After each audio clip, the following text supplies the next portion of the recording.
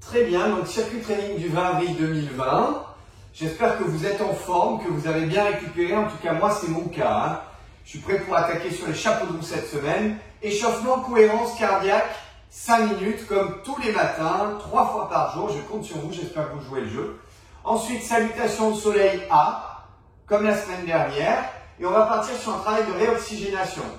On a de longues répétitions d'exercices qui sont cardio, d'accord? Mais que, pardon. On a de nombreux exercices avec de très grandes répétitions qui sont cardio, principalement orientés sur l'aérobie. Alors vous savez, pour passer en aérobie, il faut travailler plus de 40 minutes. Vous ne faites pas travailler 40 minutes en réalité, mais le nombre de répétitions des ateliers, des séries et les WOD, eh bien, on ne va pas être très loin de ce nombre de minutes et c'est très intéressant, c'est exactement ce qu'on veut. Donc, on va commencer sur 150 moving arms. Moving arms, vous allez choisir la façon dont vous bougez les bras. On peut commencer comme ça, ensuite on peut commencer comme ça.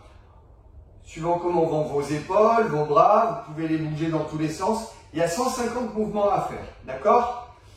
Vous choisissez la façon dont vous bougez les bras. Ceux qui sont un peu box, eh ben pourquoi pas vous vous amuser, hein, votre garde. Hop, hop, hop. Ceux qui sont plutôt rameurs, allez. Et c'est parti. 3, 4, 5, 6, 7, 8, 9, 10, 11, 12, 13, 14, 15, 16, 17, 18, 19, 20, 21, 22, 23, 24, 25, 26, 27, 30. Et voilà, vous en faites 150 comme ça, d'accord? Vous bougez, vous pouvez bien entendu jouer sur l'amplitude. Ça, c'est très intéressant pour vos épaules. D'ailleurs, si vous faites ça, ça va vous permettre de jouer sur la ventilation dans un sens, puis dans l'autre. On n'est pas sur de l'échauffement là, on est sur l'exercice. On en a 150 à faire, d'accord? On réoxygène bien son corps. Voilà, quand on en a fait 150, on passe sur 150 jumping jacks. Allez. Ça tient? Voilà, c'est parti. 3, 4, 5. Alors je vous rappelle, pas les bras trop hauts pour économiser vos épaules qui sont très sollicitées. Il y en a 150 à faire. Vous pouvez faire des petites variantes si vous voulez, accélérer. Hop, comme ça. Il y en a 150 à faire. Allez, ça bouge, ça bouge, ça bouge. Quand vous avez fait 150 jumping jacks, vous passez à 150 jumping rope. Soit vous prenez vraiment une corde à sauter, soit, vous vous souvenez, et on travaille. 12, on fait des doubles, et ça, il y en a 150 à faire. Ça va vite, hein?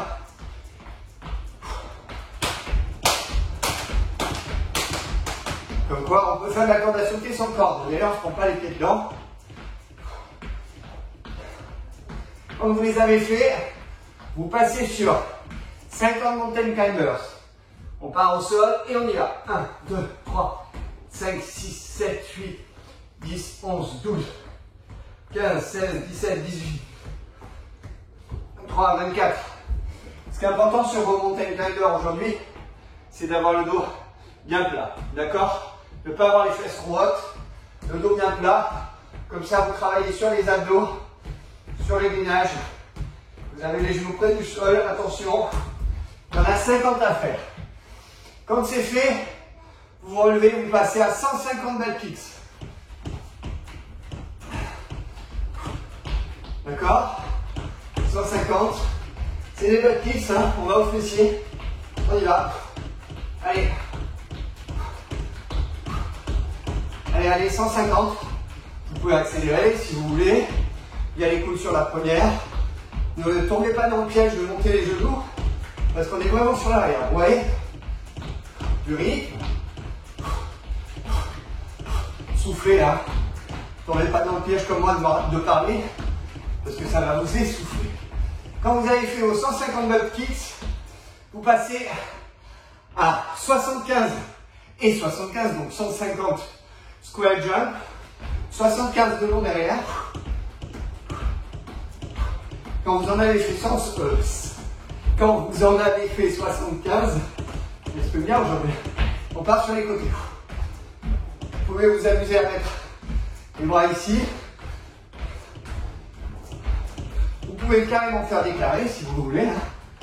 L'idéal est quand même, pour ne pas vous bourrer, de faire devant derrière, droite gauche, droite gauche.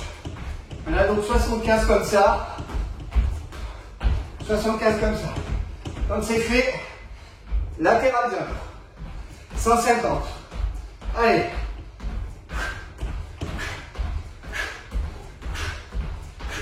On peut aller chercher loin, mais attention, on ne fait pas un travail musculaire, on fait un travail de ventilation, de réoxygénation, d'aérobie. Et on y va. Allez, 150. Quand c'est fait, on passe à 4 minutes de sprint. Tous les 20 sprints, on fait 2 sauts. Donc, je commence tranquille. Allez. 13, 14, 15, 16, 17, 18, 19, 20, 1, 2, et j'en pars. J'en fais 20. 1, 2. Allez, j'accélère. 1, 2. Vous avez compris? Là, je m'arrête de parler. Parce que 4 minutes tenir comme ça, c'est du sprint. Tombez pas dans le piège d'être à 100%. D'entrer sur votre vitesse, vous n'y arriverez pas. Mais ne soyez pas trop à l'économie non plus. Ce que vous pouvez faire, c'est être à la moitié de votre vitesse max la première minute. Vous augmentez de 20%, vous montez à 70% la deuxième minute. La troisième minute, vous êtes à 90% de votre vitesse max. Et la dernière minute, à fond, à fond, à fond, à fond. Attention cheville. Ok? Vous récupérez 120 secondes. Et quand c'est fait, vous faites ce circuit 3 fois. Ok? Normalement, le circuit devrait vous prendre entre 7 et 9 minutes. Pardon, excusez-moi. Entre 7 et 11 minutes. Vous le répétez 3 fois. Il y a 2 minutes de récupération entre chaque. On y est presque. Ok?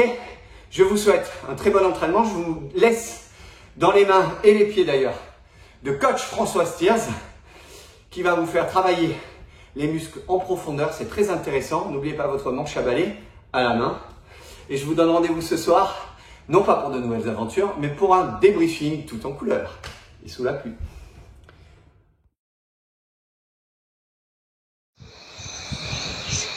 Donc le principe, ça va être de travailler avec un manche à balai et de travailler les fixateurs d'omoplate et les rotateurs externes pour prévenir les blessures au niveau des épaules. D'accord? Donc, simplement, on se met en position sous le terre, donc c'est les fesses qui reculent, le dos qui reste bien plat, la tête dans l'alignement de la colonne. Manche à balai, on va tirer les épaules à hauteur des omoplates, faire une rotation des épaules pour amener le manche à balai au niveau du front et simplement tendre les bras devant, sans rien bouger au niveau du reste du corps. On revient au niveau du front, on laisse redescendre les épaules, on relâche. On tire au maximum, on ramène au front, on tend, on revient, et on relâche. Simplement ce mouvement-là, 3 séries de 15, ça va être pas mal.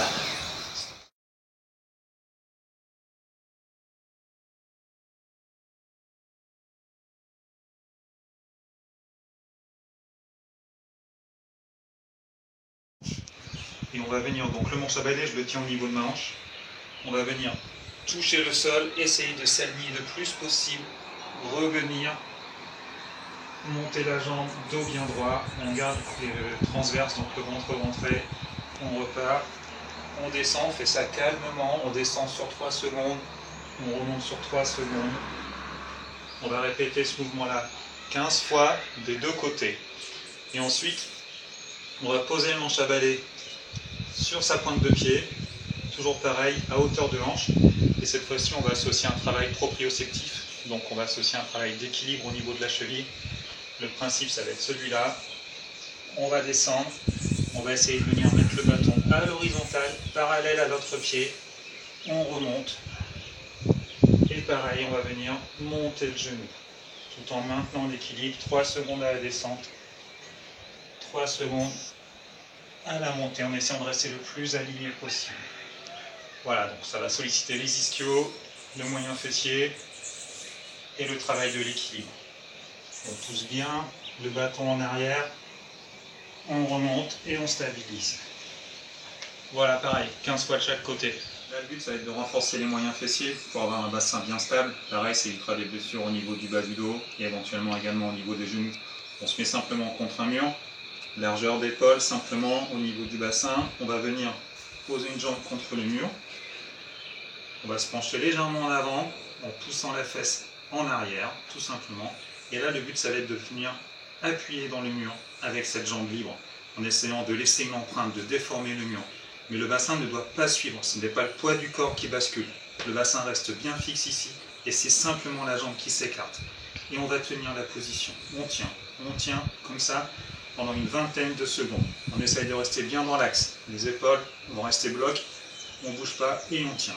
Quand on a fait les 20 secondes, aussitôt, on enchaîne, même position, hop, la jambe ici, légèrement penche en avant, la fesse recule, les épaules bien dans l'axe, et on y va, et on pousse dans le mur, on pousse dans le mur, et on tient, et on tient. Il y a déjà une pré-fatigue avec le mouvement d'avant, donc ça va vite chauffer au niveau des fessiers, vous devez sentir une chaleur à ce niveau-ci, et on pousse,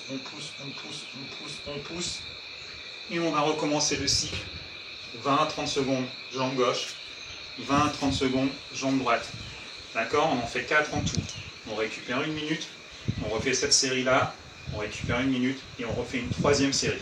Là, une variante du squat bulgare. En fait, on va travailler sous forme de finisher, donc vraiment jusqu'à bloc. Une jambe en arrière sur votre canapé, un petit coussin roulé sous la cheville pour que ça soit plus confortable. Le principe, position fente. On va venir tout en gardant le poids du corps sur cette jambe antérieure. Ici, il n'y a presque rien. Mais on essaie quand même de rapprocher la fesse du talon postérieur pour bien solliciter le muscle fessier de la jambe qui en appuie.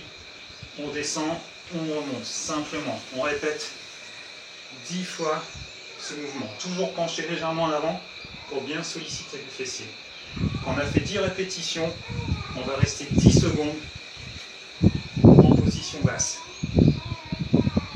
On tient 10 secondes en position basse et on enchaîne. Cette fois-ci, 8 répétitions.